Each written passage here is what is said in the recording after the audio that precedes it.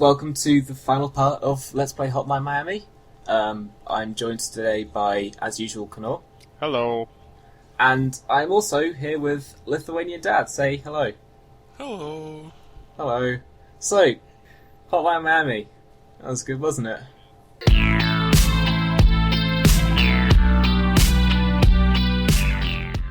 Yeah. Yeah. It's a good game, isn't it? What do you want to talk about, Tom? Let's get into it. Let's huddle. talk about. Let's have a little chat, shall we? The thing is, the game was so fast-paced, we didn't get much time to talk about it as we went, so we could use now as an I didn't get to talk at all. You didn't, that's why I brought you in. They put me in the call and they made me listen, but I didn't actually get to talk. Nope, we just muted you all the time. Yeah, well, you were very opinionated. We figured you're an expert on this, so we brought you in. Let's talk about... murder. Yes. Let's talk about the guys who wear animal masks and shout at you whilst the really loud bass music is playing. Okay. I did not like them. You didn't like them? I didn't really like them either. They were jerks. What was your opinion on them, old Dad? They were rude as hell to me, but probably with reason. Yeah, that's fair enough. Who do you think they were? I don't know. I didn't think too much for the entire game, I'll be honest. Well, as a watcher, they were annoying in like two ways. First of all, they had come to a very unfulfilling end. To me, like, everything goes to shit, and you don't really get a proper reason why. It's really interesting while it's happening, but in the end you get a meh.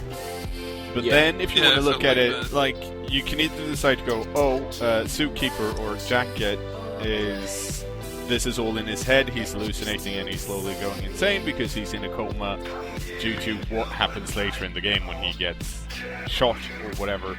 Or it's actually three physical dudes telling him stuff, in which case it's probably related to the two janitors at the end. Yeah. It's worth mentioning that the last time we meet the guy in the rooster mask is when our character wakes up from his bed in the hospital. Then we never see any of that, don't have any more hallucinations for the rest of the game. Whereas before that, after we kill the biker at Phone Home, you see his bloody corpse twitching on the floor, and then it disappears, and that's not really explained. It could just be his mind deteriorating, but I prefer to think that the first three acts of the game are all held in flashback, which is why your guys having bizarre coma fantasies about the three people that are visiting him. Yeah, that makes sense. Like, it's weird that all the, like, weird stuff with white suit guys showing up, like, all bloodied in between stuff. Yeah. It only starts happening later. I guess maybe that's to ease you in to the thing. I guess so, yeah. It shows his mind, like I said, it was deteriorating at the start. I guess, yeah. It's not so bad, and then it goes completely full-blown, like even with one of the guys turning up in his apartment and rifling through his fridge. But that's another good point, actually, when I was saying about him being in a coma. There's a bit halfway through the game where you go to Phone Home and you kill the guy who rides the motorcycle. Then at the end of the game, you play as the guy on the motorcycle, you go to Phone Home and you kill the main character. Now, some people, like, there are a few theories that go on with this as well. Some people say that it's a split path, like, if the biker wins that fight, then he goes on to kill the janitors. So it's fucking Legends of Zelda shit. Yeah, they're alternate timelines, exactly. But I've heard a few theories that say both of them are correct. The biker goes on to kill... he steps on the main character's head, and then goes on to kill the two janitors. Whereas the main character gets his shit stomped, ends up in a coma, hallucinates everything, including his girlfriend getting shot by the... No, he doesn't hallucinate that. Sorry, start again. The guy gets beaten up by the biker. Yeah. He then hallucinates the next 4 chapters until he wakes up in the hospital having recovered from his injuries. Then he's overheard the police talking about the mafia killings and the guy who shot his girlfriend being held in jail.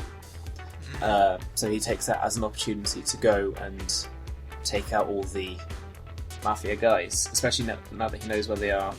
He doesn't see the big picture because he's going after the wrong people, but that's just how he handles it. That seems like a lovely explanation if it wasn't for the fact that don't the police also talk about the killings that take place between the phone home fight and him waking up in the hospital? They do mention his girlfriend getting shot, if that's what you meant. Yeah, so in which case that wouldn't work since we know Biker didn't do it, in which case we have a third party going around doing the killings that the jacket hallucinates about. Maybe he's a telepath and he's astrally projecting. Yeah. No, I don't remember when does the coma happen. Like, what happens? You come home from mission, the mission after you. Oh yeah, and set there's the guy. There's the guy. No, in your sofa, yeah. room. It just seems like a really nice way to tie things up, but it just doesn't really. We're bending the story in a way that I think it's kind of cheating. You're disregarding a lot of the levels. Yeah. I mean, actual gameplay levels just to fit a story in, where I have to be honest, the story isn't that well constructed. At least to me, it feels more like they've gone and been like, hey, wouldn't it be cool if we did this? If you do look at the main character after the fight in at Phone Home, when the biker kills him, there is pretty much nothing left of his head, so it would be very hard for him to survive that and end up in a coma. So maybe he's got one of these like really big extra packets of ketchup or tomato sauce on the inside of his he mouth. ducked his head in and put up a ketchup bag out. Like he's Beaker from the Muppets or something. Yeah. I do know what you mean about the story not tying together as well as it could have done. There's a lot of intrigue at the start, and you keep playing through because of that. But then, like, the first ending is... Oh, when I say the first ending, I mean the one with the Mafia. Is fine, it's a kind of like revenge ending, but nothing's really explained. The second one, where they do explain it, you don't really get any sort of satisfaction from it because they're being intentionally obtuse, saying like, hey asshole, we did this because we thought it would be funny. Didn't you have a good time with it as well? Ha ha ha. And they're jerks. Then the real ending, when you've gone through and collected the secrets, it's a big global conspiracy, but I don't think that the writing team pulled that off as well as they had done with the rest of the game. See, like, this is where, with the 80s movie influence of the game, I played it, like, looking at it as an action movie. Like, the plot hooks were cool. I was like, damn, who are these guys? However, I'm playing this for the cool fighting, not the plot. Yeah. So, like, I didn't think too much about it.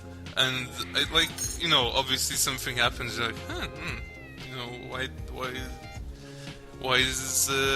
am I the biker all of a sudden? Wait, this fight didn't turn out how it turned out, but I didn't think too deep into it. And then the ending, which, like, objectively, it's a shitty ending. That's fair. But when I went into it, then the janitors are like, we just did it because it thought it was fun. Did you have fun? I was like, hell yeah, I had fun. Yeah, but that's like... I don't like that. I think that's a shitty excuse for a game to have. Like, yeah, no, I'm not saying it's an excuse. I'm just saying how I experienced it. Yeah, I'm just saying you experienced it wrong. But I totally get what you're saying, because the gameplay is so fun that really you shouldn't be. I guess in any game where the gameplay is fun, and that's actually why you usually play it. I mean, the story comes second hand in this case. It's still annoying that the story gets many cool hooks and then just fails to deliver. Yeah, definitely. But like, I'm thinking, for example, of Cobra, where there's like this sort of Oh, there's like an underground cult or something. 80s action movie, by the way, for those who know up to Stallone's previous Sylvester works. Stallone, he cuts pizza with scissors and eats it. But yeah, like, there's this sort of setup of this, like, underground cult with axes and something, and there's something weird happening.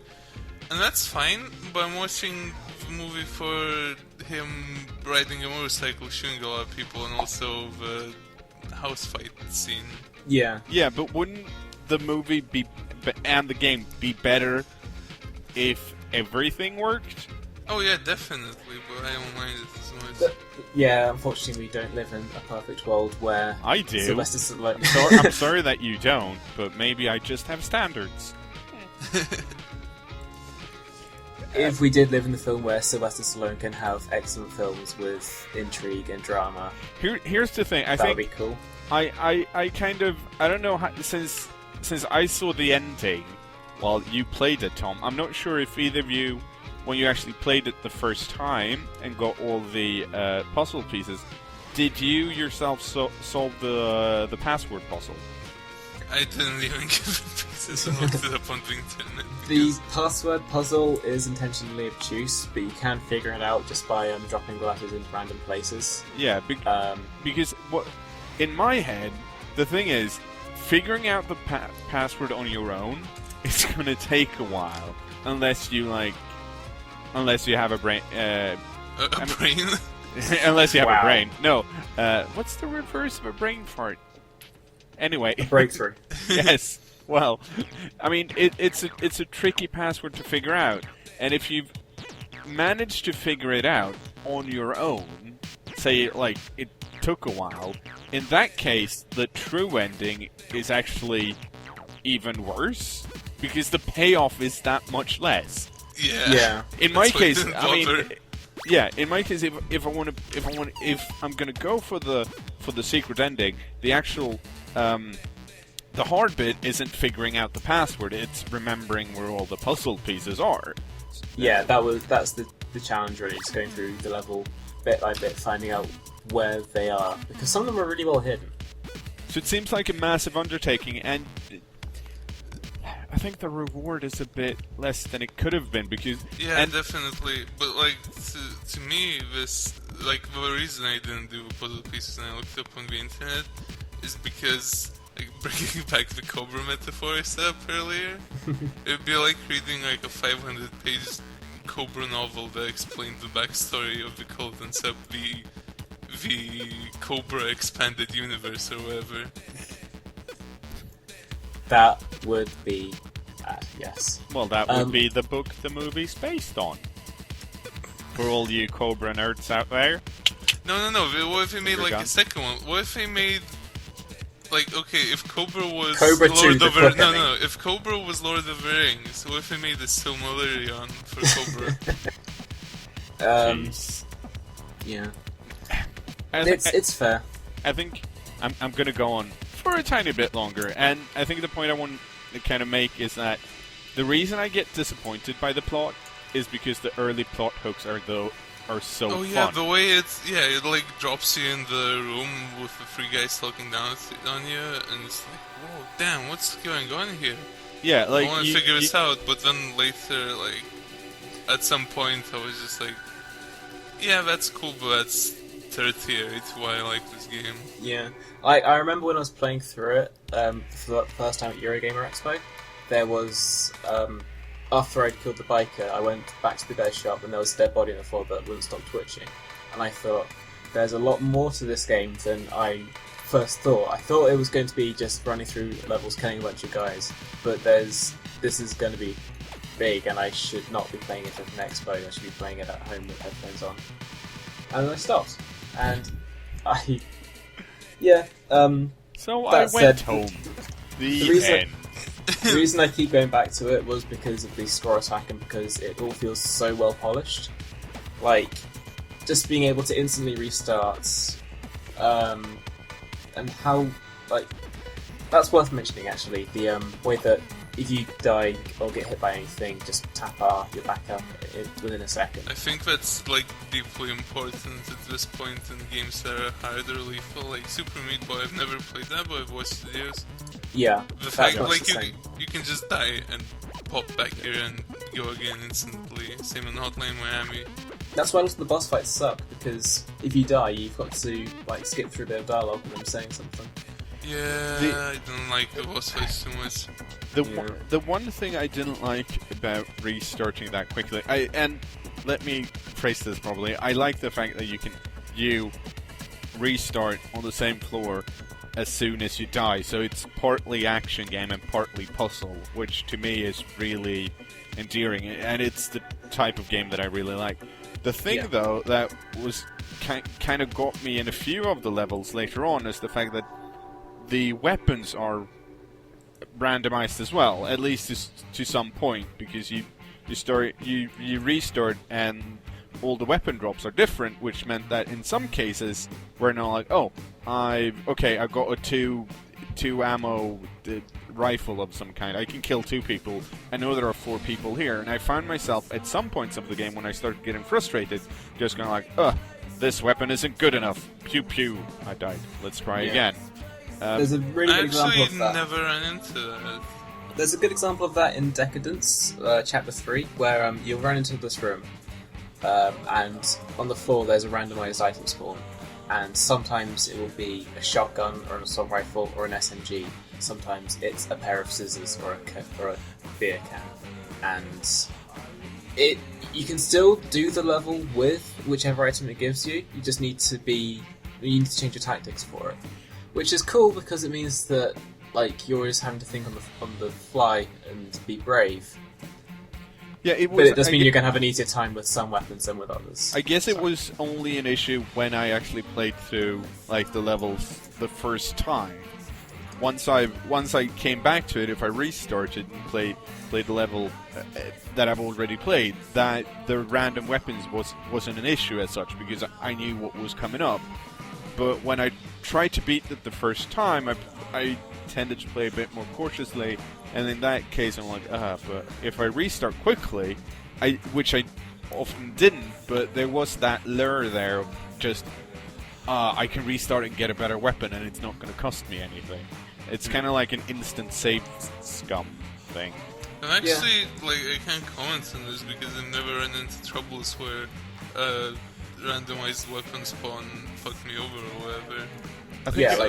Usually, in the level example I gave, the first guy you meet will have something you can kill people with, and depending on that's the thing. I've always it's not like sometimes you get a gun, sometimes you get a box or whatever. You always get a weapon. Sometimes it's not a very good weapon, but if you've been playing the game for half an hour, you already know how to go with the flow and whatever. So you won't be using the same moves on the same level despite having different weapons. I never personally had that problem with it.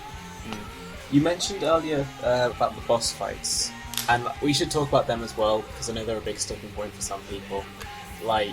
The guy in the van, who is a bit of a nightmare, who just bursts and starts throwing Molotov cocktails about. I know he was a big point of problem for some people, and that was where they got stuck and gave up. Same goes for the boss at the end, the mafia guy with 2 Uzis. What did you think of the boss fights in the game? Because I thought they served a good change of pace. They made you rethink what you had to do, but also they were pretty tiresome, especially once you figured it out and it was just executing. Well, see, I like the Molotov guy and the biker guy because there are definitely big changes of pace. Yeah. Like the biker guy where you couldn't just run up to him, you sort of had to dance around. That was cool and fun. But generally, I'm of the opinion that if a game is about killing a lot of small guys, then having a boss be one big guy usually doesn't work out. Yeah. And that was, the Molotov guy, it was easy, but it wasn't fun. Biker guy was alright because it actually changed up the mechanics, sorta. It felt like a knife fight, actually. Yeah, you were ducking and weaving, trying not to get knifed. Mafia guy fucking sucked. Yeah, because that was just it felt very scripted. You had to go and pick up the trophy to kill the two panthers. Then you had to throw it at the samurai lady. Then you had to pick up the knives and do this. And yeah, and like instead of figuring out what you had to do in the other ones, it felt very much that this is what the developers want you to do. If that makes sense. Well, yeah, there being only one weapon. Yeah, a big point of comparison is I Am Alive, where there were fight scenes in that, but it was mostly just you have to do it this way, otherwise, or have these items, otherwise you can't progress, which sucks. Which one was I Am Alive? The one that kind of looked like it was black and white. It was a survival kind of game set in. I think it was New York City. Oh, it was a game, different game I've never played. Yeah, it's not good. I tend to like boss fights, but I have to agree. I like the biker fight for me was really good. Like I enjoy that a lot because it was pretty. You pretty quickly figure out what you had to do, and then it was just a matter of like executing that properly. And like you guys said, it was more of a knife fight. There was ducking and weaving. Fun. I would have liked to probably see more of that type of boss fight. Also, like the first time early on where you get to like air quotes rescue what apparently becomes your girlfriend. Oh, you mean the movie producer guy? Yeah, that is also kind of a boss fight because that's the first big guy. Yeah, the first because yeah. You finally meet a big guy, and I liked fighting him. I didn't like the big guys that came later because they kind of felt like a cop-out, or like... I was fine with that because it was like the boss fight introduces you to this new mechanic, then that's brought back as a mini-boss later on. Yeah, but I never liked the games where you encounter a boss and then he later turns into a mini-boss, or there's two of the same guy. Yeah. It just seems like lazy boss design. Now, granted, the big guys, having it... Go on. Sorry. The big guys didn't feel like the boss that later turns into a mini-boss, or whatever. It felt like the one where a game sets this enemy up as being a boss, when it turns out it's just an enemy that appears sometimes. Yeah, That's what I got from it. Yeah, I mean, like he's not that hard or mechanically different to constitute being a mini-boss. No, he's not. I mean, he's... I think the thing is... The only thing the thing I liked about that guy was that, yes, he had an armor vest, so you had to shoot him twice, and that still kept up with, like, the lethality of the game. Like, everyone dies, which is when we get the other big guys later on, you already, like... They can take a few bullets, yeah. Yeah, which is, for me, in my head, when we meet the first, the porn producer... I have to shoot him twice because I didn't realize he had a bulletproof jacket on. But I feel like the character Jacket, he's like homicidal enough to figure out that, oh, that guy has a jacket. I've seen that before, so I'm going to shoot him in the face instead. So later on, it made less sense that people take 2 hits. I don't think he's like. I think that's aiming, more of just, that's more of a limitation of the camera angle they've gone for, like the Smash TV style thing that they've chosen. I'd rather have like everyone die in one hit. Like the big guys weren't. I mean, them taking a lot of hits. It wasn't like you didn't have the fun of one hit kill, but it wasn't that big a problem because. I think to me, it's the problem with the later big guys is that I personally dealt with them the same way. Like, okay, I know there's a big guy coming up, I'm gonna get a shotgun, and then I'm gonna shoot him twice. Yeah. Which is not as fun as running around with knives or katanas or whatever type of weapon you want, and just switching it up, which I would do with all the other guys. I understand it kind of from a design thing, because it forces you to use a gun, which forces you to alert enemies, so like it's... don't look at it as an enemy, but as sort of a I way to didn't control the flow. I didn't think about that. I didn't think of that angle. It's a that's different puzzle. a good point, but It's a different puzzle piece in the game that presents you. Like in Peggle, there are sometimes you'll find. No, right. The big guys are like the warp holes in Peggle, where it transports your ball to the other side of the screen.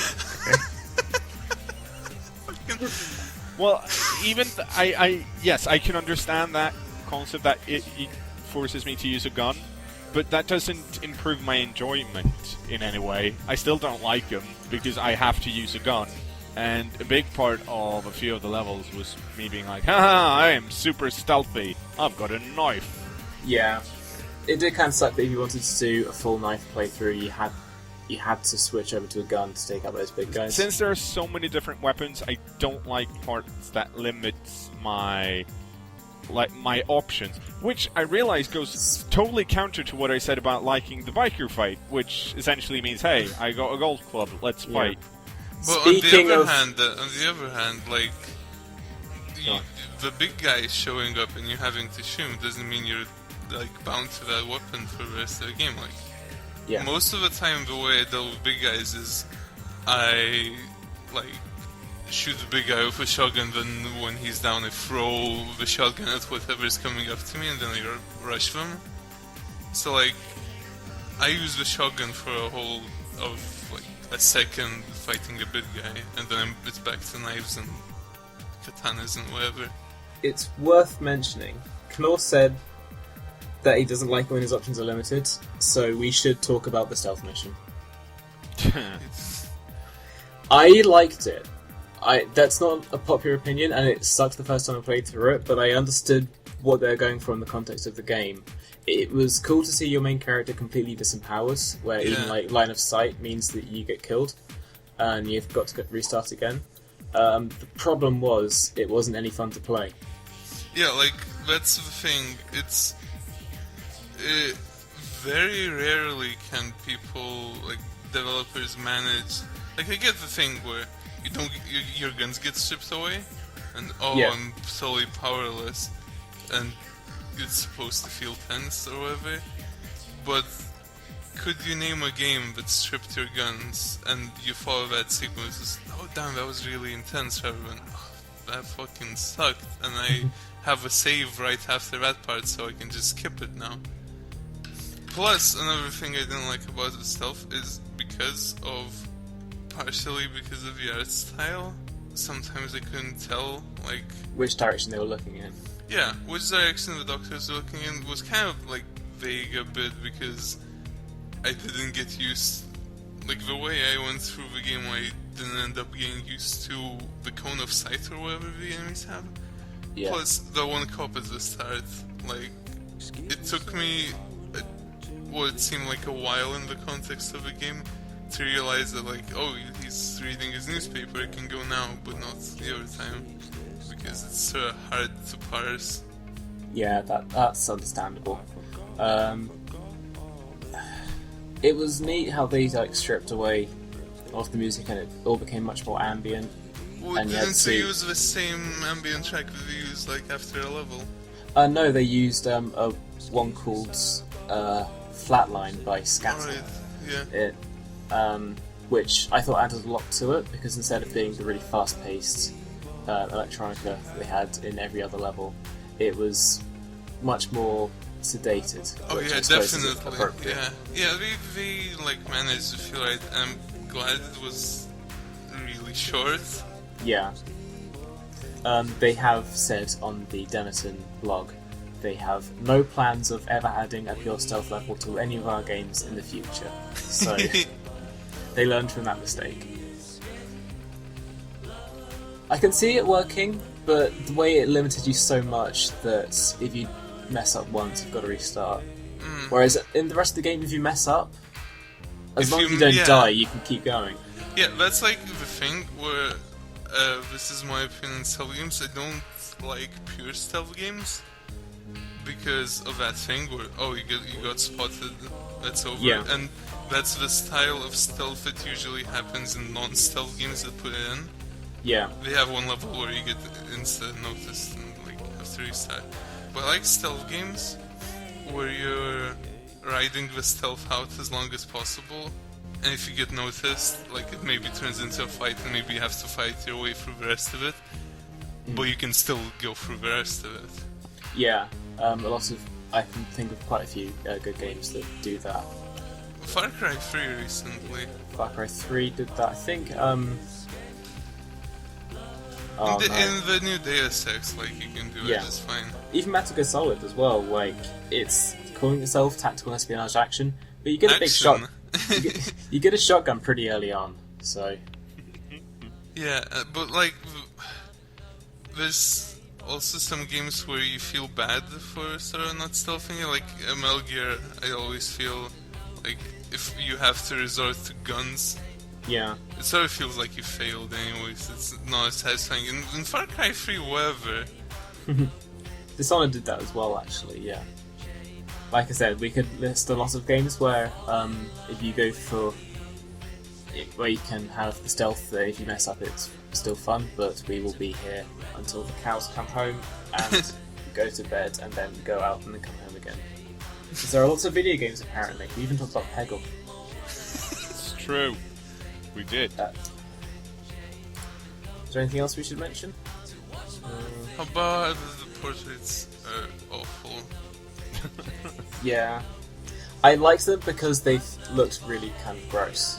If that makes sense. Yeah, I understand that, but like, what I mean for me personally, like, I like that they're gross, you know, this gross looking guys. The shop guy looks kind of gross, no offense, cKnoor. Thanks. But to me, they didn't look ugly from this guy's drawn to be ugly thing, but as a pixel, well, like, they just look technically sort of incompetent a bit to me. I can see what you mean, yeah. Which is weird because I remember the girlfriend especially looking awful. Yeah, it's just, it doesn't seem like taking a good grasp of anatomy. But it was weird because the animal masks, I thought, looked pretty solid. Yeah. See, that's the thing though, it's always harder to draw a human face than to draw an animal because the brain's sort of wired to recognize human faces, and if something's even slightly off, you feel that. Yeah, they're totally stuck in the uncanny valley. That's the problem with Hotline Miami. No, but like, even like if you're not going for a super realistic thing, it's still, the brain really picks up on this. Yeah, looks no, off. I totally get that. To me, the portraits reminded me of like bargain bin 90s adventure game. Yeah, kinda. Set in like dystopian futures and stuff, where everything was a bit meh. Yeah, I can see what you mean with that. But yeah, now that you mention it, the fact that masks look good, it's... And even, like, they don't look that hot, they look better than the faces, but there's still, like, things that I, as a person who draws with the pixels, think is bad. Like, there's even, like, very fundamental things, like, the lines. It's hard for me to describe it in audio, but, like, if you're drawing a diagonal or a curved line, you want it to be 1 pixel thick always, and you don't want... Like, basically, if 2 pixels in a line are touching, but not diagonally, in a curve, right? Yeah, you know? Yep. It makes the line look a bit thicker and kind of bad thicker, not necessarily like you meant to do it. Yeah, I know what you mean. So yeah, there's just like...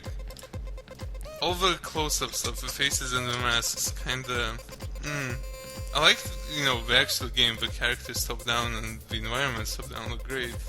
They're simple and they're cool, but with the close-up stuff, it kinda...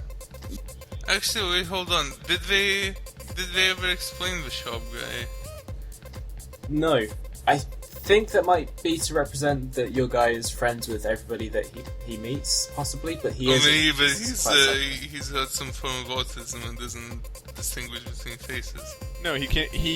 Every person in a service job looks the same to him. Wow. Yeah. So he's, but like, you know, like, I wouldn't call him classist because like his apartment's kind of shitty. Mm. Well, So like that would make sense for him. Class warfare. So the Hotline Miami is about class warfare. Well, I quite like that the villains were Russian mafia. It made it feel very like... Oh yeah, Russian mafia for villains. was I the only one that didn't like the attack on the police department levels? What, you don't like killing cops? No, it's like cops. It's like the bit in the Terminator where he no, grabs it's like the bit where you have to kill dogs. Like I realize it's a game and I didn't actually mind it that much, but there was some, which is weird because I mean you're a psychopath going around murdering tons of people, and if you die you get to do it all over again. So you have like no moral high ground to be like, you can't kill dogs or policemen. But it did kind of like... Yeah, no, I get what you mean. Especially since we had a stealth mission earlier. I can't kill dogs in video games. It's like harrowing to me. Like Medal of Honor Allied Assault has these scout dogs, and they fucking hurt. So you can't just avoid them. It always feels awful seeing them. So I get that. No, I think I'm fine with... I can kill pretty much anything in a video game as long as it attacks me first. Well, to be fair, I didn't really show it off in the LP, but if you walk in there, they will descend on you just as badly as the Mafia. Yeah. I didn't mind the cop level so much, apart from where, all guns. I think the thing is also the gameplay still too fun. That the thing that bothers me doesn't bother me enough because it's still fun to play. Exactly, yeah. It was a solid game from start to finish with a few hiccups here and there. But otherwise, I really enjoyed it, and it was my favourite game of 2012. Would play again. I think we should call it there. Thanks for being here, Eldad. It was lovely having you. Finally, I get to talk after, 10 videos of me just sitting in the corner? Yeah, being quiet. Losing my religion. Thank you for doing these videos with me, cKnoor. You're welcome. And maybe I'll LP something in the future. And maybe I Tom, won't. thank you for LPing Hotline Miami. Maybe next time, be good at the game. Damn. Bye. Bye.